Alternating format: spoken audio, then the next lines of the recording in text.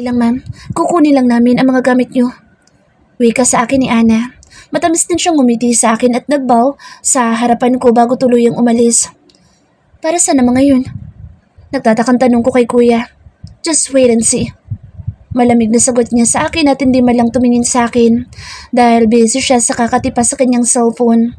Ilang minuto pa ang lumipas at pumasok na ulit ang mga sales lady na may dala pa sila mga nakahanger na damit. Meron din parang table na may gulong at may mga layers din ito sa loob. Puno rin ng iba't ibang gamit ang bawat layer nito at ang ibabaw ay mga alahas naman ang mga nakalagay. Muli akong pinatayo na isang babae at dinala sa isang fitting room. Wala na ako nagawa dahil nakiusap sa akin ng sales lady na hayaan ko na lang daw sila sa kanilang trabaho. Baka daw pagalitan sila ni Kuya Eric kapag matagal silang matapos. Ipinasok din nila sa loob ng fitting room ang mga dala nila. Saka nilak ang pinto. Malaki ang space sa loob ng fitting room. Aircon din ang loob kaya hindi ako pinagpawisan. Pinahiga nila ako sa isang single bed upang gawin ang mga dapat nilang gawin sa akin. Ipinikit ko na lang ang aking mga mata habang inaayusan nila ako. Naisip ko rin na baka pangit ako sa paningin ni Kuya kaya niya ako pinapaayusan dito. Aray! Malakas na sambit ko dahil sa ginawang pagbunot sa aking kilay.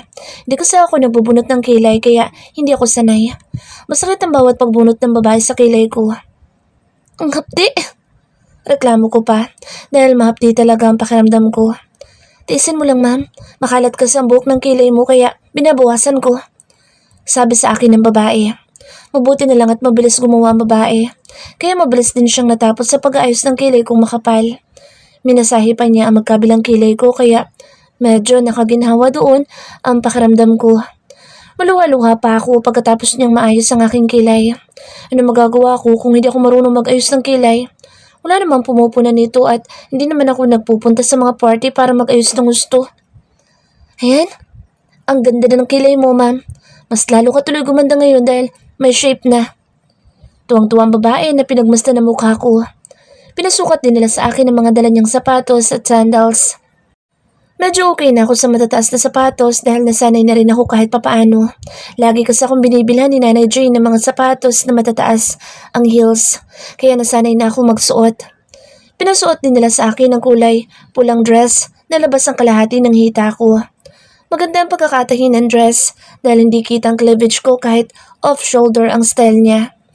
Nang matapos na sila sa pag-aayos sa akin, ay saka pa lang nila hinawi ang kurtina na nakatakip sa malaking salamin upang mapagmasdan ko ang aking sarili. Napaawang naman ang aking labi dahil sa pagkabigla ko sa aking bagong anyo. Ako pa ba ito? Wala sa sariling tanong ko sa mga kasama kong babae. Opo ma'am, ikaw na ikaw pa rin po yan. Nakangiting sagot sa akin ng babaeng nag-ayos na mukha ko. Ang ganda-ganda mo talaga ma'am, lalo na ngayong may makeup ka. Para ka ng model ng Natasha's Collection. Kinikilig na wika ng isa pang babae. Oo nga ma'am, sigurado ako na lalong may in love sa inyo, si Mr. Del Rio. Kinikilig na wika ng isa pa. Salamat sa inyo ha. Sana'y magkita-kita pa ulit tayo. Pasasalamat ko sa kanila. Oo naman ma'am, maliban na lang kung tanggalin kami dito ni Mr. Del Rio. Pabiro naman ang sagot ng makeup artist. Ma'am, tara na po sa labas. Baka naiinip na si Mr. Del Rio at sasantahin na kami dito. Natatawang sabi ni Joanna. Tahimik lang na nakaupo sa Eric sa sofa habang si Heidi naman ay nakatulog na sa kanyang kantungan. Binigyan din siya ng kumot ng manager para hindi ginawin ang bata. Hanggang sa napaangat ang kanyang paningin dahil sa pagbukas ng pinto sa fitting room. Umayos din siya ng upo dahil lumabas ng dalawang sales lady. Tumayo lang mga ito sa magkabilang gilid ng pinto habang may malawak na ngiti sa kanilang labi. Mr. Del Rio, ready na po si ma'am. Palabas na po siya. Magalang na wika ni Ana. Tumango lang si Eric at naghintay sa paglabas ni Marian. Nakatingin lang siya sa may pinto ng fitting room habang seryoso pa rin ang kanyang mukha. Umikot muna ng ilang beses si Marian sa harap ng salamin bago siya tuluyang lumabas. Kinakabahan din siya na hindi niya mawari dahil alam niya naghihintay si Eric sa kanya sa labas.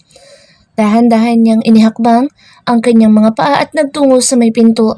Kahit kabado sa Marian ay nalakasan na lang niya ang kanyang loob. Dasal na lang niya na sana ay magustuhan ng kanyang Kuya Eric ang kanyang bagong anyo. Kabadong-kabado ako habang papalapit sa pinto. Hindi ko rin alam kung magugustuhan kaya ni Kuya ang ayos ko o hindi. Huminga muna ako ng malalim bago ako muling humakbang palapit sa pinto. Nakita ko si Kuya Eric na nakaupo pa rin sa dati niyang kinaupan. Habang tulog na tulog naman si Heidi sa kanyang kandungan. Hinahaplos pa ni Kuya ang ulo ni Heidi habang nakatingin siya sa akin ng diretso. Napakalalim ng pagkakatitig niya sa akin. Bagay na lalo kong ikinakaba ng husto. Hindi ko mabasa ang ekspresyon ng kanyang mukha dahil si Kuya ang klase ng taong hindi mo mahuhulaan ang kanyang mga iniisip.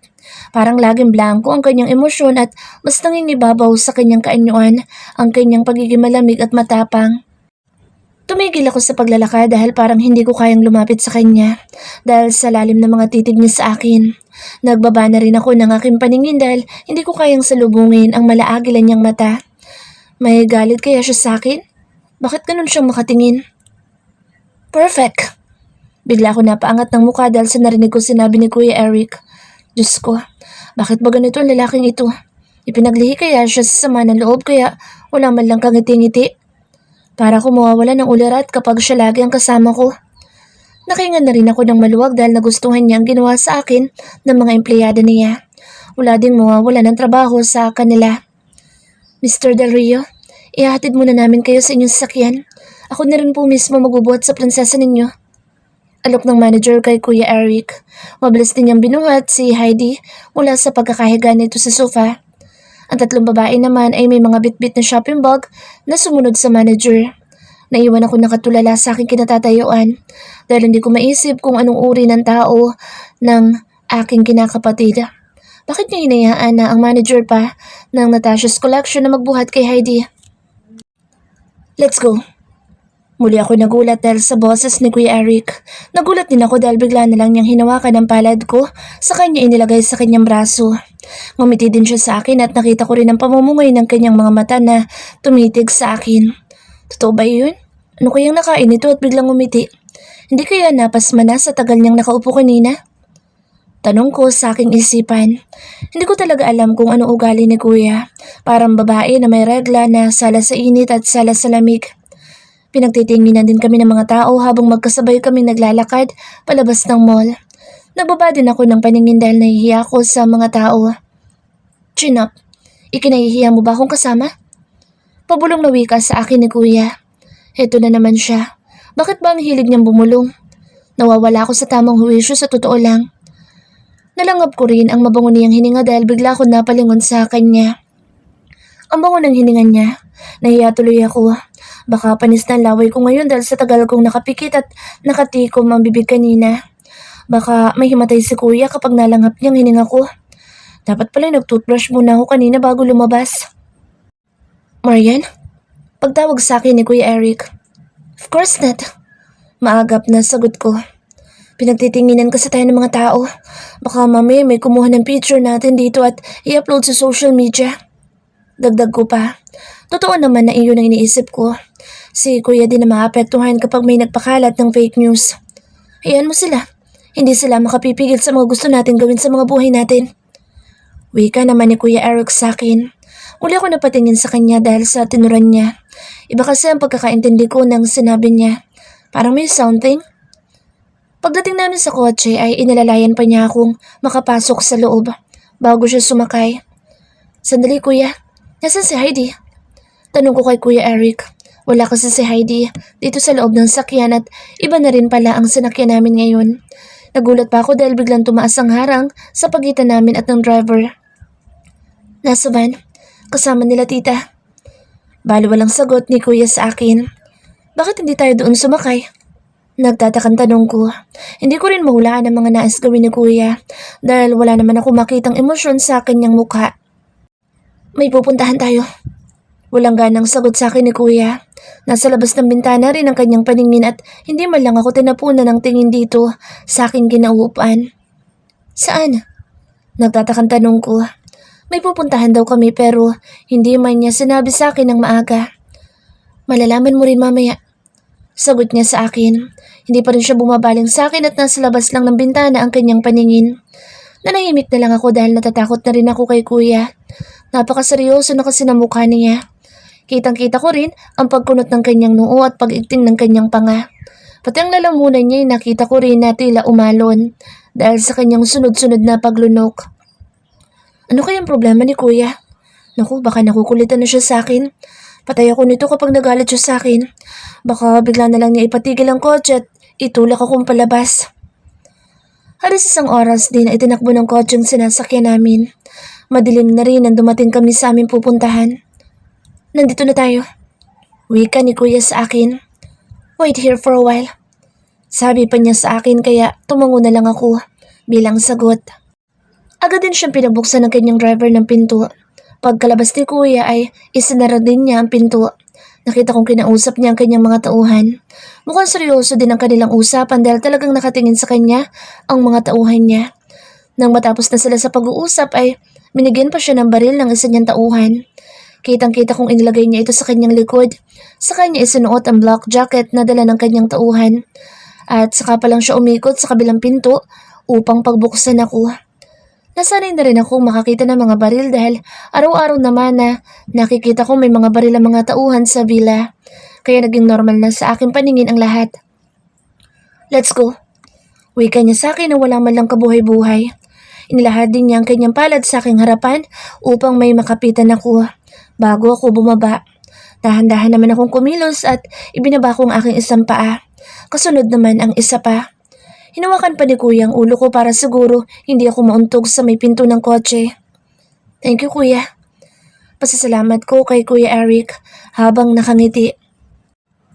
Huwag mo kong tatawagin kuya kapag may ibang nakakarinig. Eric lang ang gusto kong itawag mo sa akin.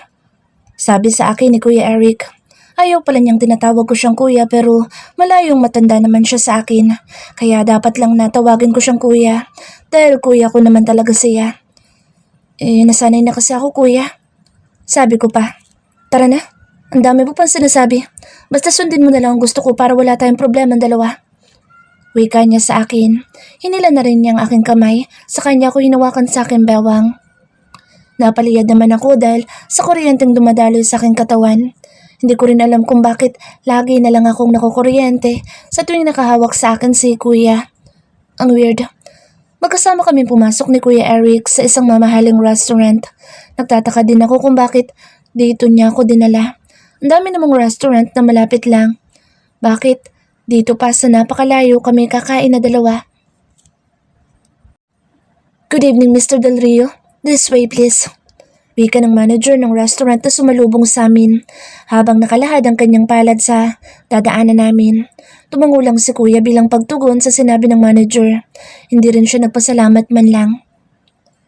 Sinamahan kami ng manager patungo sa isang VIP room. Nakahawak lang ako sa braso ni Kuya Eric habang naglalakad kami at nakasunod sa manager ng restaurant. Pagdating namin sa may pinto ay tumigil muna sa harapan nito ang manager. Nagsanyas naman si Kuya Eric sa kanyang mga tauhan upang buksan ang pinto ng VIP room. Wala na akong narinig ng usapan ng manager at ni Kuya Eric dahil nagmadali nang umalis ang babae sa harapan ng pinto na tila natatakot. Binuksan ng dalawang tauhan ni Kuya ang pinto ng VIP room. Bumungad naman sa harapan namin ang napakagandang VIP room. Napakalaki rin ng space sa loob at meron pang napakalaki at napakagandang chandelier sa gitna. Meron na rin mga tao naghihintay sa amin sa loob at tila napakaseryoso din ang kanilang pinag-uusapan. Gulat na gulat pa ang isang lalaki nang mapatingin sa amin ni Kuya Eric. Mabilis din itong tumayo at lumapit sa harapan namin. Nagsitayuan din ang lahat nang mapalingon sila at makita nila si Kuya Eric na nakatayo dito sa may pinto at seryosong nakatingin sa kanilang lahat. Mr. Del Rio, what a pleasant surprise. We didn't expect you were attending this meeting. When did you come back? Mr. Del Rio. Kinakabahang wika na isang mistisong lalaki. Para din siyang binabad sa suka dahil sa sobrang putla ng kanyang mukha. Kumakbang naman si kuya paharap at hinilapan niya ako patago sa kanyang malapad na likod. Hindi ko alam kung anong mangyayari ngunit bigla na lang akong kinabahan at nanlamig sa aking kinatatayuan. Mr. David Troning, have you forgotten that I'm still the boss of this organization? I may have been out of the country for years but that doesn't mean I haven't been overseeing the management of this organization. I have people everywhere, and they report to me everything you've been planning for this group. I trusted you, Mr. Droning, but you betrayed me. Are you trying to steal the Dark Sky organization from me? Dark Skies was founded by my grandfather. Your father was merely my grandfather's right hand man. How dare you claim the entire organization and even attempt to steal my position? Pahayag ni Kuya Eric sa napakalakas at nakakatakot na boses. Hindi ko rin inakala na ganito siya magsalita. Bigla namang nawala ang peking ngiti ng lalaki na tinawag ni Kuya na David Drowning. Bigla din naging malikot ang mga mata nito na tila may hinahanap.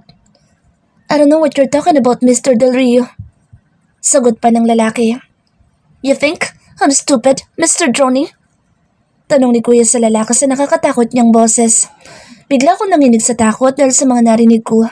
Hindi naman ako tanga para hindi maunawaan ang mga pinag-uusapan ng dalawang lalaki.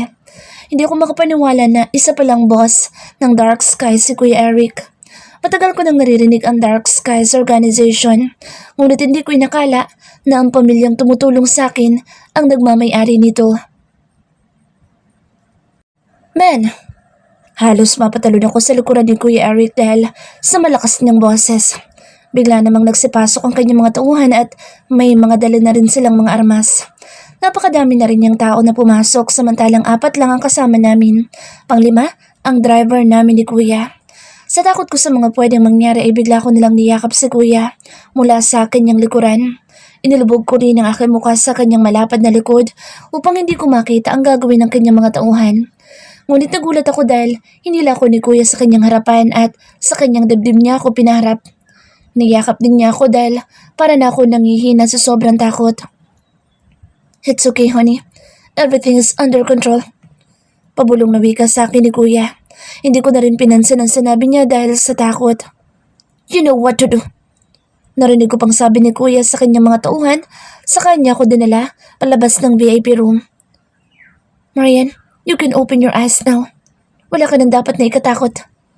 Malumanay na wika sa akin ni Kuya. Hinawakan din niya mukha ko at nakangiti pa siyang tumango sa akin na parang walang nangyari. Naglakad na rin kami palabas ng restaurant na parang walang nangyari sa loob. Tinanguan pa ni Kuya Eric ang manager ng restaurant na siyang nagdala sa amin sa loob ng VIP room. Sinalubong din kami ng iba niyang mga tauhan na naghihintay sa labas ng restaurant. Nasa harapan na rin ang kotse ni Kuya na sinakyan namin kanina. Agad din kaming pinagbuksan ng pinto ng driver. Ako din ang unang pinasakay ni Kuya Eric bago siya pumasok sa loob. Marian, yung mga nakita at narinig mo kanina. Gusto kong tayo na lang sana makaalam noon. Huwag mo na sana iparating kay nanay ang lahat. Napalingon ako kay Kuya dahil sa sinabi niya. Malumanay na ulit ang boss niya at hindi nakagaya kanina na tila isang nakakatakot na tao. Tumango na lang ako sa kanya bilang tugon. Sino bang hindi matatakot kung masaksihan mo mga ganoong bagay na hindi mo akalain na nangyayari pala sa toong buhay? Ang akala ko dati, sa mga pelikula lang iyon nagaganap. Ngayon, kasama ko pa mismo ang boss ng isang malaking organization na kinatatakutan ng lahat. Ipinikit ko na lang ang aking mga mata upang ma-relax naman ang isip ko kahit papaano. Ilang minuto din na lumipas saka muling tumigil ang kotse namin, kaya naman muli na naman akong kinabahan. Pakiramdam ko yung mauulit na naman na nangyari kanina sa restaurant na pinuntahan namin. Mag-dinner na muna tayo. Alam kong gutom ka na. Wika sa akin ni Kuya Eric. Itinuro din niya ang restaurant na pamilyar sa akin, ang Rizal Bistro and Bar na pag-aari ng asawa ni Ate Mirasol. Mabilis na bumaba ng kotse si Kuya Eric.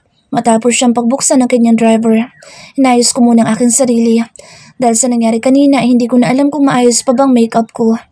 Kinuha ko ang bag ko at mabilis ako naglagay ng powder sa muka. Napatingin pa ako sa may pinto dahil bumukas na ito at nakita ko si Kuya na naghihintay na sa akin. Agad ko namang itinago ang aking compact powder at inabot ang kamay ni Kuya na nakalahad sa harapan ko. Magkasabay kaming pumasok sa loob ng Rizal Bistro and Bar. Nakaalalay pa ang isang kamay ni Kuya sa likod ko.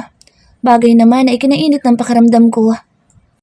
Medyo napapaliyad pa ako dahil nakikiliti ako sa kanyang mainit na palad na nakahawak sa bewang ko. Bakit kaya ako nag-iinit at tila kinukuryente sa tuwing mahawakan ako ni Kuya? Hindi naman ganito ang nararamdaman ko sa mga kaibigan kong lalaki sa campus. Pagpasok namin sa loob ay sinalubong naman kami ng isang waiter at dinala sa dati naming kinakainan na private room. Nakalaan lang ang private room sa pamilya Altamirano at pamilya Del Rio.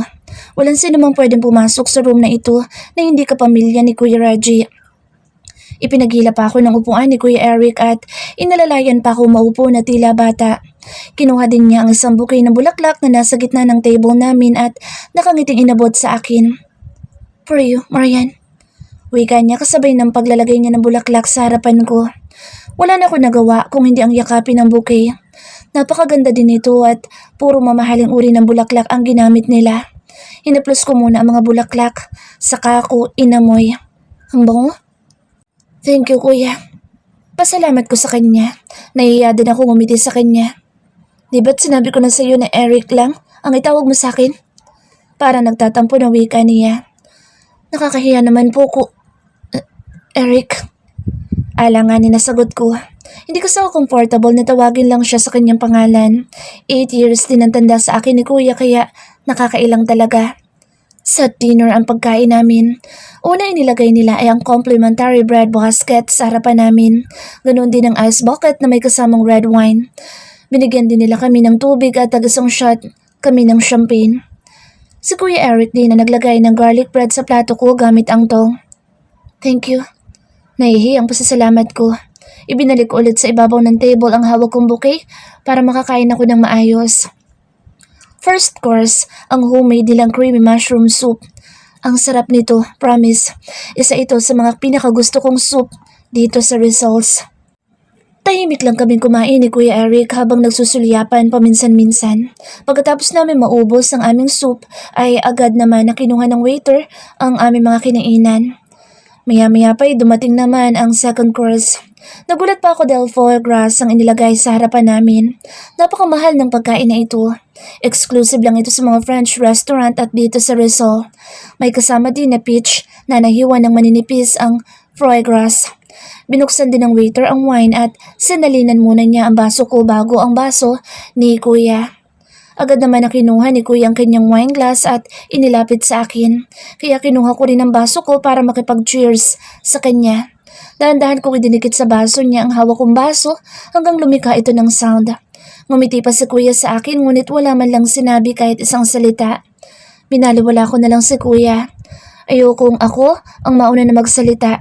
Baka mapagalitan pa ako dahil sa kadaldalan ko. Matapos kong sumimsim sa wine ay muli ko itong ibinaba. Saka ko hiniwa ang foie gras. Maliit lang ang hiniwa ko. Saka ko ito tinusok ng tinidor at sinubo. Dahan-dahan ko rin itong inuya upang malasahan ko mabuti ang linamnam ng kinakain ko. Pagkatapos kong malunok ay sumimsim ulit ako ng wine upang mawala ang lasa ng pagkain sa bibig ko. Nahuli ko pang napangiti si Kuya sa akin. Hindi ko alam kung bakit siya napangiti. Wala naman kaming pinag-uusapan na dalawa pero feeling ko masaya siya. Matapos naman naming kainin ng foie gras ay muling kinuha ang aming kinainan. Pinalitan din nila lahat ang mga ginamit naming utensils at baso hanggang sa ilagay na nila sa harapan namin ang main course, ang duck confit pasta. Noong bago pa lang ako sa pamilya Del Rio ay hindi ko alam ang mga pagkain na ito. Si Nanay Jane ang nagturo sa akin ng lahat ng mga pagkain na pangkaraniwang kinakain ng mga French. Pati mga iba't ibang uri ng pagkain at inumin ay itinuro niya sa akin kung paano ito kainin at inumin. Kagaya ko din daw siya noon na walang alam sa lahat ngunit ikinuha siya ni Daddy Jaime nang magtuturo sa kanya kung paano makibagay sa mundo ng mga Del Rio. Ganoon din daw ang ginawa nila kay Ate Mirasol dahil pareho silang dalawa na kagaya kong lumaki sa hirap at walang kamuwang-muwang sa mundo. Salamat talaga dahil sa pagtsatsaga sa akin ni Nanay Jane. Ngayon ay hindi na ako nahihiya at naiilang na makibagay sa kanila. Matapos namin kumain ni Kuya ay umuwi na rin kami sa villa. Malalim na rin ang gabi at mukhang tulog na ang lahat. Magkasabay pa kami umakyat ni Kuya ngunit nang bubuksan ko na ang pinto ng kwarto ni Heidi ay pinigilan niya ako. Marian, dito na ang bagong kwarto mo. Pinalipat ko na lahat ng gamit mo sa loob. Sabi ni Kuya na siyang ikinalingon ko sa kanya. Kunot-noo ko rin siyang tiningnan dahil nagtataka ako sa sinabi niya. Ha? Pero bakit? Nagtatakang tanong ko. Ipapagawa kong walk-in closet ni Heidi ang dating kwarto mo, kaya dito ka na matutulog magmula ngayon. Sagot niya, sabay pasok sa kanyang kwarto. Grabe siya, magkatabi pa talaga kami ng kwarto namin. 2 araw pa ang lumipas. Muling umuwi ang aking mga magulang sa lugar namin sa Isla Paraiso. Ipinahati din sila ni Daddy Jaime sa probinsya namin upang hindi sila mahirapan sa layo ng biyahe. May mga naiwan kasing alagang hayop doon ng aking mga magulang kaya hindi sila pwedeng mawala ng matagal. Araw-araw namang umaalis si Kuya Eric upang magtrabaho. Siya na ulit ang nag-manage ng mga negosyo nila dito sa Pilipinas hanggang isang umaga. Marian, halika dito, Iha. May gusto sana kami sabihin sa'yo. Pagtawag sa akin ni Nanay Jane habang pababa ako ng hagdan. Nasa dining table sila at kasalukuyang kumakain ng breakfast. Linggo ngayon, kaya nandito rin kaming lahat sa bahay. Ano po yun, Nay? Sagot ko. Agad din ako lumapit kay Nanay at tumalik sa kanyang pisngi. Good morning, Nanay. Daddy. Malambing na pagbati ko sa napakabait na mag-asawang itinuturing ko ng pangalawang magulang. Hinalikan ko rin si Daddy sa kanyang pisngi. Maupo ka na, Iha, dahil may importante kami sasabihin sa'yo. Wika ni Daddy Jaime. Ano po yun? Nagtatakang tanong ko. Kinakabahan din ako dahil alam kong may mahalagang bagay silang sasabihin sa akin. Kumain ka na muna, Iha. Habang hinihintay pa natin ang kuya mo at si Heidi. Naglaro lang sila dyan sa garden. Pinatawag ko na rin sila. Wika ni Daddy Jaime. Thank you, Dad. Magalang na sagot ko at naupo na ako sa dati kong upuan. Kumuha na rin ako ng pagkain ko at nagsimula ng kumain. Good morning, Ma'am, Dad. Napaangat din ako ng aking paningin dahil sinarinig kong boses ni Jay. Bumaba na rin pala siya upang mag-breakfast kasama namin. 12 years old na rin si Jay at napakatangkad din ito. Kamukhang kamukha siya ni Daddy Jaime at si Jay ang young version ni Dad. Halika na dito, anak, para makakain ka na. Pagyaya ni Nanay kay Jay. Good morning, ate. Malambing na bati sa akin ni Jay. Hinalikan din niya ako sa pisngi, saka siya bumalik sa tabi ni Nanay at doon umupo. Good morning, family. Mukhang kami na lang ni Heidi ang nahuli dito, ah. Masiglang pagbati ni Kuya Eric sa amin. Mukhang masaya din ngayon si Kuya dahil napakasigla ng kanyang boses ngayon at hindi nakakatakot. Napalingon din ako sa mag-ama dahil gusto kong makita si Heidi. Bigla din akong tumayo dahil nakita kong pawis na si Heidi. Nag-alala kasi ako na baka magkasipo ng bata at mauwi na naman sa hika. Ang hirap pa naman kapag hinika si Heidi dahil maligalig at gusto niya nakayakap lang sa akin. Heidi, halika kay tita at papaliguan mo na kita. Naku, baka sipunin ka na naman at hikain. Nag-aalalang wika ko sa bata. Tinangka ko rin na kunin siya kay Kuya Eric para malinisan. Ako na. Sambit ni Kuya sabay layo sa akin. Kumain ka na doon. Maliligo lang kami sandali. Sabi pa niya habang naglalakad palayo sa akin. Bumalik ka na sa pagkain mo, Iha. Hayaan mo na ang kuya mo na siya maglinis sa anak niya. Wika naman ni Daddy Jaime. Muli nila akong bumalik sa aking kinauupan upang ipagpatuloy ang aking agahan. Alam ko matatagalan pa ang mag-ama dahil maliligo pa silang pareho. Tapos na kaming kumain nang bumalik sina Kuya Eric at Heidi. Agad naman na umupo si Heidi sa dati niyang pwesto sa tabi ko. Si Kuya naman ay umupo din sa kaliwa ko. Pinagitnaan talaga ako ng mag-amang ito. Naku naman. Agad ko naman na inasikaso ang pagkain ni Heidi upang makakain na ang bata. Tanghali na rin kasi, kaya alam kong gutom na siya. Kinuha ko ang lagayan ng kanin at nilagyan ko ng kanin ang plato niya. Ganon din ang favorite niyang hotdog at pritong itlog. Nilagyan ko rin ng ketchup ang plato ni Heidi dahil alam kong matakaw siya sa ketchup. Mas marami din siyang nakakain kapag merong ketchup ang kanyang pagkain. Hanggang sa mapansin ko na lahat ng mahawakan ko at balak ibalik sa dati nitong kinalalagyan ay kinukuha pala ni Kuya Eric mula sa kamay ko. Pati ang ketchup ay naglalagay din siya sa kanyang plato. Kasi dami rin ang inilagay niyang ketchup sa ibinigay ko kay Heidi. Mag-ama nga, mahilig sa ketchup. Sabi ko sa isip ko. Nakita ko rin kung paanong kumain na mag-ama. Parehong-pareho at sabay na sabay pa sa pagkagat ng hotdog with matching tango habang ninunguya ang hotdog. Mabilis lang na natapos si Heidi dahil gusto niyang pagkain. Agad naman na tinawag ni Daddy ang bagong yaya ni Heidi upang kunin na ang bata at dalhin sa playroom nito. Ikinuha kasi siya ng yaya ni Kuya Eric dahil magsisimula na rin ako magturo sa school next week. Pagkalayo ni Heidi kasama ang bagong yaya nito ay saka palang nagsimulang magsalita si Daddy Jaime. Tumikim muna siya bago nagsalita. Marian, magpapaalam sana kami sa iyo, Iha. Babalik na kami ng nanay mo sa Paris kasama sina Jay at Ricky. Doon na mag-aaral ng high school ang dalawa. Kaya kailangan nandoon din kami para may kasama sila at magabay sa kanila sa araw-araw. Hindi ako nakagalaw dahil sa sinabi ni Daddy Jaime. Nabigla talaga ako dahil hindi ko inaasahan na magpapaalam sila sa akin upang mangibang bansa. Ho? Gulat na tanong ko dahil sa sinabing iyon ni Daddy Jaime. Aalis na pala sila at doon na sila sa Paris titira upang mabantayan sina Jay at Ricky habang nag-aaral ang dalawang bata doon. Anak, huwag ka sana magtatampo kung iiwanan ka na namin dito. Nandito naman ang Kuya Eric mo at si Heidi. Sila ang makakasama mo dito araw-araw. Yung plano mo magturo, ituloy mo lang. Pagagamit mo pa rin ang pinag-aralan mo at dito ka pa rin titira sa villa. Parte ka na rin ng pamilyang ito, Marian, kaya hindi ka aalis dito kahit wala na kami ng Daddy Jaime mo sa bahay na ito.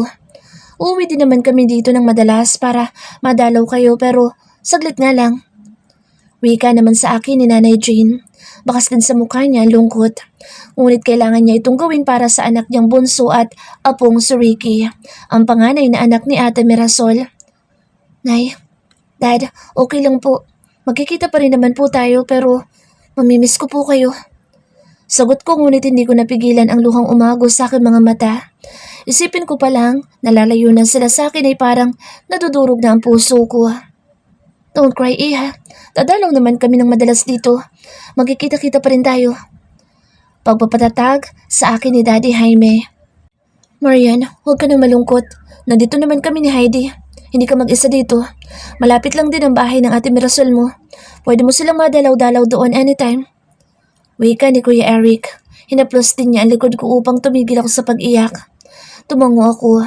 Kahit hindi ko pa rin matanggap sa puso't isipan na mawawalay na sa akin ng mga taong itinuring ko ng pangalawang magulang. Parang naulit din ang sakit ng aking kalooban noong kinuha nila ako mula sa probinsya at dinala dito sa Maynila.